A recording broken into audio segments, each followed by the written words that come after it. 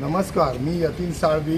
माझा वॉर्ड माझी जबाबदारी काँग्रेस पक्षातर्फे मी आमच्या सगळ्या लोकांना घेऊन व्हिजिट मारतोय. तर असं दिसण्यात आलं आहे की नालेसफाई झालेली नाही आहे. ही नालेसफाई करोडो रुपये खर्च याच्यावर होतो. मी कमिशनर साहेब मॅडम जे आहेत ते अश्विनी मॅडम यांना मी सांगू इच्छितो का ही साफसफाई फक्त वरच्यावर बिल्डिंग नंबर 84 पासून हा 92 नाला जातो, तो सोबय भटवाडीपर्यंत जातो. पण या नाला एवढं गंभीरतेने का नाही घेण्यात आहे? फक्त पाहणी दौरा झाला. तुम्ही लोकांना विचारू शकता की पाहणी दौरा झाल्यानंतर त्यांची परिस्थिती काय. काय वाटते मॅडम तुम्हाला की तुमचं नाव सांगा, तुमचं बिल्डिंग नंबर सांगा आणि काय परिस्थिती आहे ती सांगा. मी सौ नेहा दिनेश जाधव, बिल्डिंग नंबर 94 राहणार. या नाल्याची साफसफाई गेल्या वर्षी यतीन साहेबांनी जेव्हा आले, व्हिडिओ शूटिंग झाली त्याच्यानंतरच झाली. पूर्ण वर्षभर झाले पण ह्याच्याकडे कोणी बघितलेलं नाही. आणि महापौरांना मी एवढं सांगते की जेव्हा निवडणुका येतात तेव्हा सगळेजण येतात, पण ही साफसफाई कधी केली जाईल? हजारो संख्येने लोक येऊन हे करतात, पण मच्छरांची संख्या जर तुम्ही बघितलं तर मच्छरांनी इतकंच वर्षभर आम्हाला त्रास दिलाय ना या नाल्यासफाई. म्हणजे तुम्हाला म्हणायचं की साफसफाई फक्त वरच्यावर दिखावा आहे आणि तो दिखावा फक्त दाखवण्याचा पैशाचा चंदाचूर आहे. जनप्रतिनिधींना सगळ्यांना समजलं पाहिजे. धडपडतात. मैडम आपको क्या लग रहा है कि आप यहाँ पे रहते हो, आपको हमेशा की तकलीफ है? यहाँ पे तो हमेशा हम इशू करते हैं, यहाँ पे तो कभी वो गाड़ी आती नहीं रहती क्रेन साफ करने वाली. आप थोड़ा अपना बताइए, आप किसको आह्वान करना चाहिए?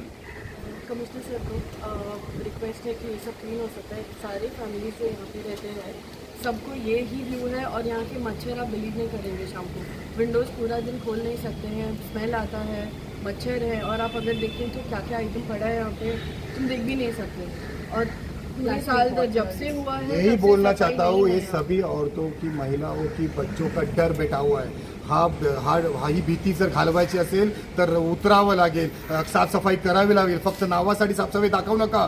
महापौरांना समजत नाही आहे, उपमहापौरांना समजत नाही आहे. फक्त जो एरिया त्यांना दिसतो तो दाखवला जातो, तिथेपुरतं ते पाणी क्लीन आहेत. जसं बिल्डिंग नंबर 84 समोर एका वॉलचं काम करण्यात आलं आणि त्या वॉलमध्ये खाली रॅबेज एवढा मोठा करण्यात आला की तो रॅबेज आता दाबला गेला आहे. आणि असे किती ठिकाणी हे साफसफाई झालेलीच नाही आहे. आणि हा येणारा भविष्यातला धोका आहे, आरोग्यासाठी खेळणारा खेळ आहे. म्हणजे आम्ही पैसे पण टॅक्सचे भरायचे, आम्ही त्या कॉन्ट्रॅक्टरला पैसे पण द्यायचे साफसफाईचे, आणि आम्ही तो मुफ्तमध्ये, आम्ही गिफ्टमध्ये आजार पण घ्यायचा. हे खरं तुम्हाला जमतंय का? मी महापौरांना विचारू इच्छितो, मी कमिशनर अश्विनी भिडे यांना विचारू शकतो, कारण त्या खरंच चांगल्या एक उत्कृष्ट अधिकारी आहेत. मी त्यांना रस्त्यावर उतरा, आमच्या टिळक नगरला वाचवा. व कमिशनर मॅडम वाचवा, बघा ही नाली सफाई कशी आहे. दाबून फक्त वरच्यावर पाणी फ्लो करा, जिथे त्यांना दिसतंय तिथेच ते घुसणार, बाकीकडे करणार नाही. मग का कमीत कमी डोम करून ते कव्हरिंग करून कमीत कमी यांना आरोग्यापासून तरी वाचवा.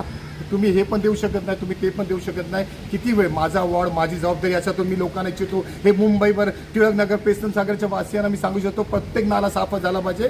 जास्तीत जास्त रील लोकांपर्यंत पोहोचवा. कमिशनरला आपल्याला ही रील पोहोचली पाहिजे, BMCला पोहोचली पाहिजे, प्रशासनाने त्या कॉन्ट्रॅक्टरवर ॲक्शन घेतली पाहिजे, त्याला ब्लॅक लिस्टेडमध्ये टाकलं पाहिजे. तुम्ही बघा त्यांनी साफसफाई केली, अजून साफसफाईचे हे लोक बोलतात गाडी आलीच नाहीये, तर मग साफसफाई झाली कुठे आहे? धन्यवाद. मी यतीन साळवी. व्हायरस ही आजपासून तुम्हाला दर 2 दिवसांनी दाखवेन की किती साफसफाई होते, काय होते, आणि हा लोकांमध्ये मी तुम्हाला याचं उत्तर देईन. धन्यवाद.